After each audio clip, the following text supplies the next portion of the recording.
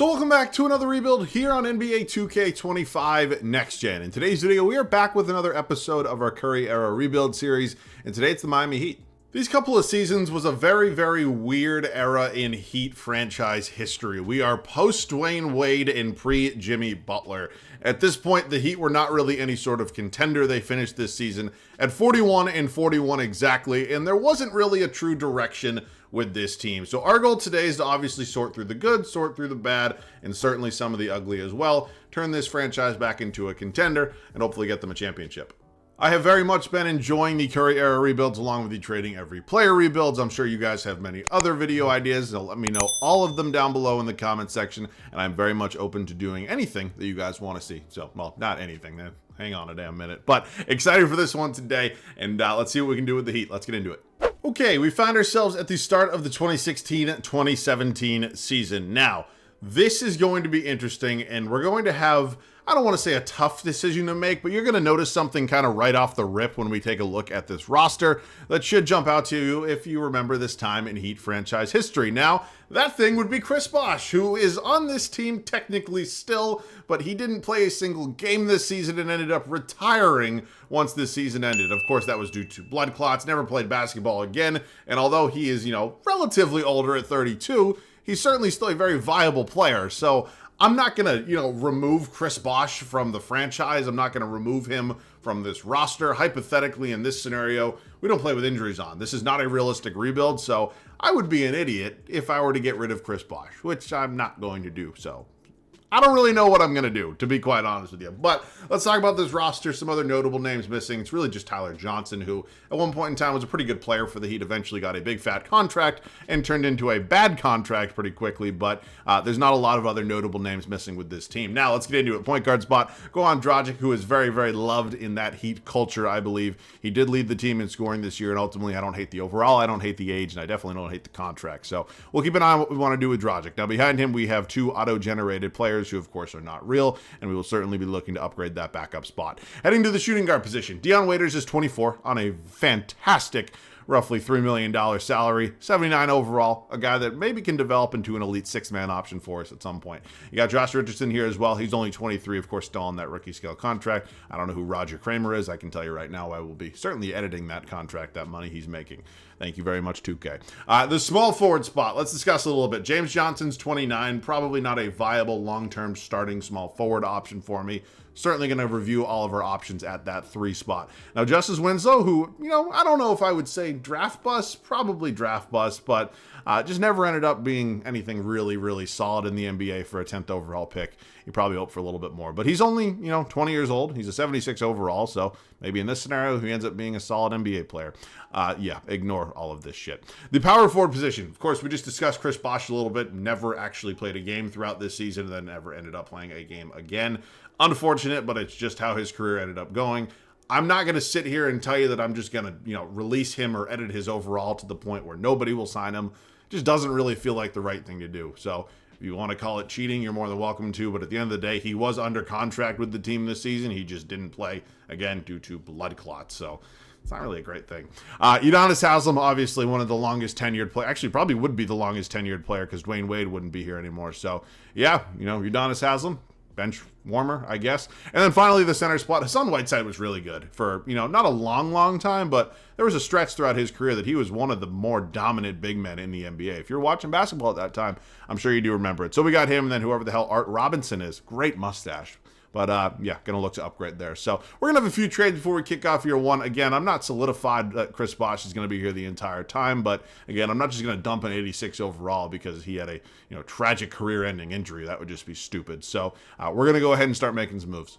Our first trade of today's video is going to come with the Milwaukee Bucks. Now, James Johnson is currently a 79 overall, certainly a viable starting small forward option, but he's pushing 30. He's an expiring contract, and ultimately getting 2 real players in return, I think, is a really big win for us. So we're sending out James Johnson, whatever the hell Lee Mason is, in a 2021 second to the Bucks. Brogdon and Dellavedova going to be brought back in return. So this is certainly going to go ahead and solidify this backup point guard spot behind Goran Dragic, at least for one season. Again, Dellavedova's not any sort of superstar or anything like like that, but at least he is a real viable player. So gonna have him here. We're gonna likely start Waiters, have Brogdon come off the bench. Maybe we'll decide one way or the other at some point. And then what I'm gonna do is I'm gonna move Josh Richardson to the 3, and then Justice Winslow is actually going to start heading into year 1. Again, we know Justice Winslow doesn't turn into anything super special in the NBA, but ultimately we're in a different reality right now, and maybe something happens. I don't know. I want to get him some minutes, hopefully have him develop a little bit, but that's the plan right there.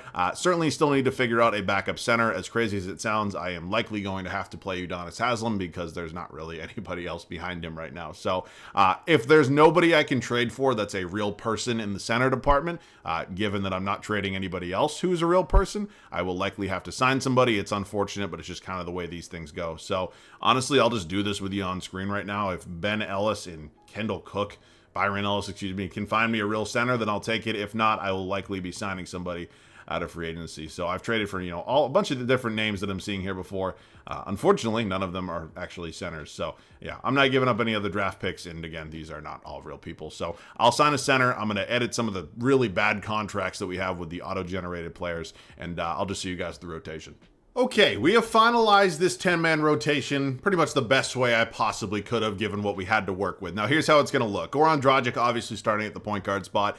Game actually recommends I start Malcolm Brogdon here at the 2. Between him and Dion Waiters, it's not anything crazy in the overall department. Brogdon maybe provides a little bit more defense, where Dion Waiters maybe a little bit more offense, but I'm just going to go with what the game suggests. Now, we are starting Justice Winslow here at the 3. I'm moving forward with Bosch at the 4. I'm doing this for a couple different reasons. One, it'd be cool in an alternate reality with no injuries to see how the rest of Chris Bosch's career kind of pans out. And then second, maybe more importantly, when we look at the big picture in terms of the power forward options in the NBA right now, at least here in 2K, there's not a lot of great names out there. So I'm going to work with the guy that I have here and hopefully give him another shot at an NBA career. Finally, Whiteside as our starting center. Here's how the bench unit's going to be looking. It's Dion Waiters as my 6-man. Josh Richardson moves to the backup 3. I signed Larry Sanders out of free agency. Again, not any sort of superstar, but at least he is a real goddamn person.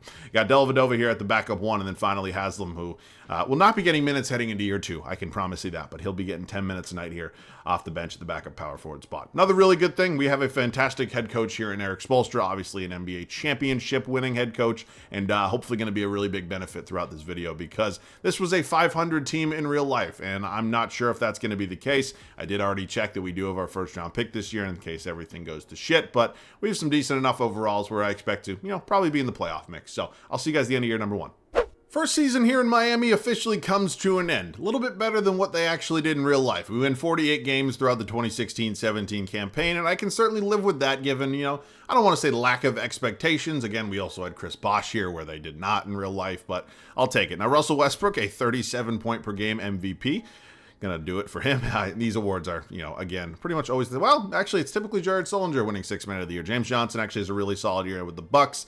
He takes home 6-man. DJ, your D-Boy, Jokic most improved, and 65 wins gives Steve Kerr a coach of the year. All right, let's go over the standings. We are actually a 3 seed here in what would maybe many consider a pretty top-heavy Eastern Conference with Toronto and Cleveland. Here is a look at the West. Let's go ahead and dive into some of the numbers real quick, see how everybody played for us. So Chris Bosh actually leading the charge in the scoring department. Again, I know people are going to have varying opinions about me keeping him, and that's totally fine. I get it, but ultimately, I wish this was a live stream. I could ask you all what you wanted me to do, but it's not, so I have to make a decision here and now, and I am happy that we do have him. You got Hassan Whiteside, 16.5 points, 15 boards, 51.5% from the field. Absolute monster. Goran Dragic was a 20-point per game scorer for this team in real life. He is definitely not that here in 2K, so maybe our decision on him gets a little bit more challenging. Definitely not going to just give up on him, but we'll keep an eye on it. You got Dion Waiters coming off the bench as a 6-man for us. Malcolm Brogdon, Justice Winslow, Richardson, Sanders, Dellavedova, and then Haslem. Rebounding department going to be Whiteside. Assist is going to be Dragic. So we're in the playoffs. We have the Detroit Pistons here in round 1. Of course, this was the Andre Drummond era in Detroit. It was an interesting one. It was a not super successful one, but I think this team is beatable, and hopefully we go up and do that. We split the first 2 on our home floor. Do lose game 3 on the road and game 4. And wow, disappointing. Okay, force game 7, but we do lose game 7.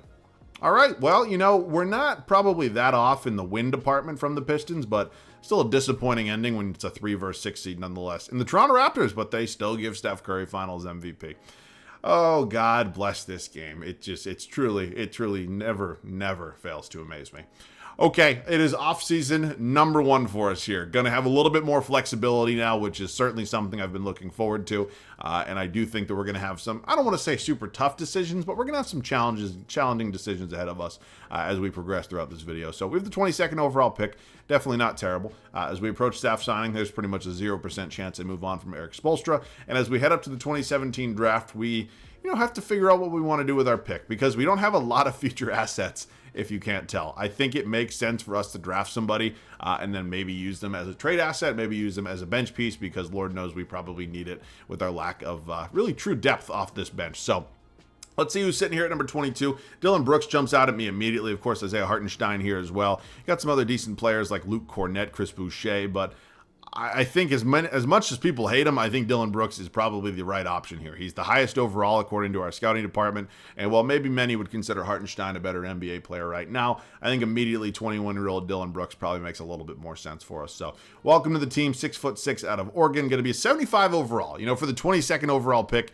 that's pretty damn good value. I can't really ask for much more than that.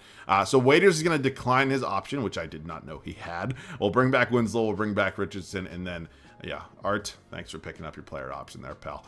Okay, it is free agency time. Of course, Dion Waiters is going to be a very big one for us. And is he not here? Can I not sign him? Okay, I can. He's actually unrestricted. Was not necessarily anticipating that. All right, we're not going to have a lot of money anyways. We have about $12.5 million to play with right now. Logically, it probably just makes sense to pay Dion Waiters. I maybe could go after Tim Hardaway Jr., but similar overall, exact same age. I'm just going to pay the guy we already had. So let's go ahead and do that. Dion Waiters only wants about $7.5 million annually. That's certainly not the end of the world for me. But that being said, we're certainly going to look to make some moves, and I think we can upgrade this team. You are all probably going to call me crazy, and I really wouldn't blame you for doing so. But just hear me out for a second. Goran Dragic is 31 years old. Had what I would consider maybe a bit of a disappointing first season for us here with the Heat. And although he's an 86 overall, clearly, a better player right now in the overall department than D'Angelo Russell, D'Lo has some crazy progression in this game, and by the end of year 3, he's around an 88, 89 overall, averaging 20-plus points per game. That, and he has another year of team control after this. So I think this trade makes all the sense in the world for us. Of course, we don't have a lot of draft picks to give up, so we can only really marginally improve this team. And on top of that, Goran Dragic is likely to regress in the overall department, and maybe even in the statistics department as well. So we're doing this deal, of course, going to save ourselves a little bit of money, and I think that's a pretty big win for us. I think D'Lo is going to do nothing but get better throughout this video, whereas Dragic, again, might end up progressing a little bit. So D'Lo honestly had a better year than what we just saw out of Dragic. So I'm going to take it. Maybe it's going to end up being the wrong move. Maybe it'll bite me in the ass, but it is a risk I am willing to take. We are in the market for a new backup center, and we are going to find our guy here with Kelly Olynyk. 7 foot tall, 76 overall, 2-year, roughly $12 million total. Not a crazy contract whatsoever. So he's obviously going to be a nice upgrade over Larry Sanders, who, isn't terrible by any means. I mean, there are only 2 overall differences, but I think Olynyk is certainly a better fit with this team. So we're not going to make any other major moves heading into year number 2, maybe 1 or 2. I do want to consider a few different things at this point guard spot, but if I have to hold on for Dellavedova for one more year, that's certainly not going to kill me. What I am going to do is move on from Josh Richardson. Of course, ends up being a pretty quality NBA player for a few different seasons, but after drafting Dylan Brooks, who has many more years of team control where Richardson is expiring, we need a backup power forward. Of course, Udonis Haslem is probably in free agency, and if I actually really cared, I'd probably bring him back just to ride the bench, but unfortunately, I really don't. So we're going to go ahead and hopefully find ourselves a new backup power forward here. Again, doesn't need to be a superstar or anything like that, but hopefully somebody who's just a decent enough overall where it can benefit this team. Okay, really? Trevor Booker, 1-year expiring deal, but then again, both these guys are also expiring. Ooh, I see Sabonis here, but I trade for Sabonis quite a bit, and I'm gonna take a pause on doing that. So actually, this deal here with the Warriors kind of kills 2 birds with 1 stone, because we get an upgrade at the backup point guard spot, and then Kevon Looney, of course, can fill in at that backup power forward spot. All right, that's the deal we're going to do. And then Dellavedova, if there's a pick out there that I can trade for, which there is, I could take it. But then again, I could just wait till next offseason and make a decision, because if I need to trade him for a pick next offseason, I can certainly do so. Or I can maybe include his money in a bigger deal. I think that's probably the smart move with him not expiring. So we're all set in the moves department, in the trades, and I think this team is going to be better heading into year number 2. I feel pretty good about this team. I think ultimately the moves we made this offseason are going to really set us up well for offseason number 2 heading into year number 3. But we have a season ahead, and we're trying to be competitive. We're not tanking or anything like that. So I do think we want to put our best foot forward, and I think we have done that. It's going to be D'Angelo Russell taking over at the point guard position. Brogdon remains as our 2. You got Justice Winslow still here at the 3. Chris Bosh, who we are seeing a little bit of regression out of, not the craziest, most unexpected thing as he is in his age 33 season. And then finally still got Whiteside here as our starting center. Ben Schutt, I would say, has improved. Dion Waiters remains our 6th man, of course, brought in Kelly Olynyk, drafted Dylan Brooks, traded for Kevon Looney, and Michael Carter-Williams. So that's the team. Again, I think we'll be pretty much on par with how we were last year, maybe a few more wins, but I don't expect a crazy season out of it. So I'll see you guys at the end of it. As I suspected, we were pretty on par with our season just a year ago. Now, we do see an improvement. We're up to 51 wins, which is certainly a sign that we are moving in the right direction. An old friend here in Miami winning an MVP award. That, of course, is LeBron James with his 2nd stint in Cleveland. De'Aaron Fox, member of the Milwaukee Bucks, your Rookie of the Year. Randolph, 6th man. DJ Depoy. Who the fuck is this? Okay. Are you real? There's no way you're real. You're not a real person. I have no problem if 2K wants to fill, BS roster spots with auto-generated players, of the guys they don't have the rights to. But couple things we have to discuss. First and foremost, don't give them awards. Do not, unless, if I'm 100% wrong and Austin Crawford's a real person, I'll eat my words. But do not give it to fake people, and do not give them these bullshit albatross contracts that aren't even real for NBA players in this point. Thank you for coming to my TED Talk. Let the video resume. Ty Lue, your Coach of the Year at 67 and 15. All right, we're a 5 seed, which is not great. Looks like the East has gotten a little bit better. Let's take a full look at the standings real quick. We were 16 games out of that 1 seed. We're going to be dancing with the Bulls in round 1. Here's a look at the West. Let's go ahead and dive into some of the numbers real quick, see how everything kind of shook out. D'Angelo Russell already proving that he was a good option to trade for us. He leads us in the points per game department. You got Chris Bosh, Hassan Whiteside, Winslow, Brogdon, Waiters, Olynyk, Brooks, MCW, and Looney. Rebounding going to be Whiteside. Assist going to be Russell. Okay. The Chicago Bulls at this point are led by Jimmy Butler. Obviously, Dwayne Wade. Oh, shit. Well, you know what? This guy's pretty good. They signed him away from the Warriors in free agency. So Steph Curry is actually now leading the charge for the Bulls. And I'm not going to lie to you. I don't really see a chance for us to win this series. Clearly, they have the best player. Hell, they have the best 2 players in this series. And I'm a little nervous. I don't think this one's going to go well. We are 2-2. We go down 3-2. We force Game 7. We then lose Game 7. All right, 2 straight years of first-round exits. It's just not acceptable. I didn't have crazy expectations heading into this season, but getting out of the first round was certainly, in those expectations. And that didn't happen. And they got Jonas Valanciunas winning Finals MVP. What a game. What a game. All right, it is time for our final offseason. We have not been nearly successful enough so far. There is no doubt about that in my mind. And again, we don't have a ton of draft picks to work with. We have a few tradable contracts, no doubt about it. But we are going to have to make a big splash and pretty much have to. We have no chance other than doing so. There's the draft lottery. I'm going to hang on to Spoelstra. Again, disappointing exits, but he is such a good coach that it would make no sense to fire him. Let's approach the 2018 NBA draft. We end up with no picks in this year's draft. Fine by me. We have Russell, Winslow, Brogdon, and Looney all brought back on team options. Take a hike, Julius. And as we enter free agency, we're not going to be really working with a lot in the cap space department, unfortunately. So I do plan on making a trade. We obviously have to shake some things up, and I'll see you guys with that move. This is a risky proposition. There is no doubt in my mind, but if I want to win a championship, I'm going to have to sign a big free agent. And clearing up cap space is the only way to do that. On top of that, Chris Bosh is going to regress even further heading into year number 3. So we're making a move with the Sixers, trading him for Dario Saric, who, although is 5 overalls lower, he's also 10 years younger and, of course, making about $23-ish million less. So I'm fine with the deal. Again, it's not my favorite trade in the world. Certainly would take Bosh just from a talent perspective right now, but this is going to clear up a little bit of money. We are now up to $29.5 million. So, not quite in LeBron signing territory yet, but there are a lot of really, really talented players here. And I think if we clear up maybe just a little bit more, we'll certainly be in the market for one of those guys.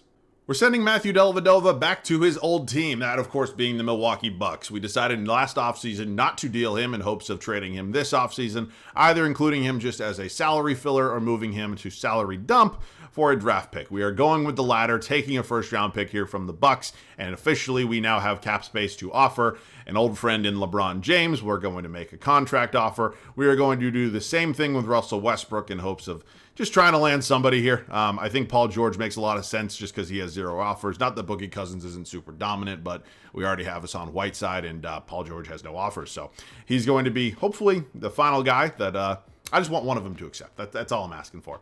We end up with Russ. Okay, Russ or PG. Russell Westbrook won an MVP at the start of this video. I think it makes more sense to go out and sign him. He is a 98 overall in the prime of his career, and although Paul George is a fantastic player as well, Russ is just a little bit better, which means D'Angelo Russell is either going to be traded, New York, or he's going to be moving to the shooting guard spot, which I think is the much more likely move that we're going to end up making here. So a little bit more star talent here, a little bit star power, excuse me. And I think we're certainly not done with making trades. We now have some other positions that we need to upgrade. We're going to talk to the Minnesota Timberwolves and see if we can maybe make a deal for Andrew Wiggins. We would ultimately be offering 3 guys who have been pretty decent role players for this team, but Wiggins is an 85 overall. He's been playing really, really consistently for Minnesota, and he is a clear-cut upgrade in this starting 5. So I'm offering that. Wow, okay, that was easier than I thought. All 3 of those guys were in there to make the money work, and I guess Minnesota said that was good enough for them. All right, it's going to be Russ, MCW. It's going to be Russell and Brogdon. It's going to be Wiggins and Brooks, Looney and Saric, and then we do need to find a new backup for Whiteside, but that's pretty much it. And then we're kind of all set heading into the final season. Oh boy, these are not great options here. Oh man. Power forward could work as well. The options are somehow even worse. Actually, Davis Bertans is a guy I've signed before, and I think that would make sense. So we're going to sign Bertans, and then we're just going to move Looney to the 5, where again, might be his more natural position anyways. So yeah, that's going to do it, man. We are, risking a lot heading into the final season, but we have clearly upgraded this team, and I think there's no doubt in my mind we are now contenders. So far throughout this video, we've had a couple of solid teams. Unfortunately, it feels like the regular season is where our teams have done anything remotely successful so far. Of course, have been bounced in round 1 in back-to-back seasons. Now, this offseason, we decided we need to make some major upgrades, and upgrades we made. Of course, signing an MVP here in Russell Westbrook, who is still a 98 overall, was a great start. D'Lo slides to the 2 guard. Of course, trading for Andrew Wiggins, trading for Dario Saric, and finally, Hassan Whiteside remains maybe the one constant in this starting 5 as our starting center. Brogdon moves into a 6-man role. You got Kevon Looney now the backup center, Dylan Brooks the backup 3, Davis Bertans the 4, and Michael Carter-Williams rounding out this 10-man rotation. So this is a really good team. There's no doubt in my mind. I think this can clearly be a top 2 or 3 seed in the East and hopefully a championship contender. I'll see you guys at the end of the final regular season. Easily our best season yet as we wrap up year 3 with a record of 64-18. Chef's kiss. Beautiful. Speaking of chefs, Steph Curry is your MVP in Chicago. 37 damn points a game. Insane shooting splits. Yeah, he deserves it. Luka is a member of the Charlotte Hornets. That's crazy. Vucevic, 6th man of the year, now coming off the bench with the Magic. Draymond is your deep boy. Cameron. Holy shit, Cameron Payne. That's insane. I guess we did, take away Russell Westbrook, so that makes sense. And Spoelstra, coach of the year. Beautiful. All right, we're the 1 seed here in the East. Full standings real quick. 6 games up on the Steph Curry-led Chicago Bulls, and it is the best record in basketball. So I'm hoping... Wow, Russ was a triple-double. This is fucking awesome. I'm hoping this is the season. It feels like we finally have the star power. We have the depth. It feels like everything kind of has to go our way at this point. So here's the Pistons in round 1. I'm not going to try to get too cocky, but Allen Bibby, 72 overall in the starting lineup. I think I can kind of get ahead of myself a little bit. Okay, clean sweep. Now, as good as these series get, they are always stressful. Celtics versus Heat. I am a huge Celtics fan, but I would like to kick the shit out of them right now as I am controlling the Heat, and we sweep them as well. Eastern Conference Finals, yet to lose a playoff game. We are maybe in for a series here. Win game 1, win game 2. Finally do lose a game. We lose 2 games. 3-2. No, 2K. Oh. This game pisses me off. It really does. And the Bulls just... What am I supposed to do with that, right? I mean, that's not in a 4-game sweep. That's through a 7-game series. Yeah, that's nuts. All right, well, disappointed. It's a learning experience for sure. I mean, of course, we're a much better team than what we started out with, but we are in these for championships, and we certainly Did not win one. We didn't even make a final, so I'm disappointed. There's no doubt about that in my mind. My apologies to you Heat fans, as much as I don't like you. I still think we put together a pretty good team. So disappointing to say the least, but you live and you learn, and we show you guys everything, the good, bad, and the ugly around here, as we always have. So let me know any of the rebuild ideas down below in the comments section. Again, very much enjoying these Curry era rebuilds. They are a ton of fun, and definitely going to be getting into some of the other eras very, very soon. So that's it for me. As always, thanks so much for watching. I love you guys. I'll catch you guys all in the next one.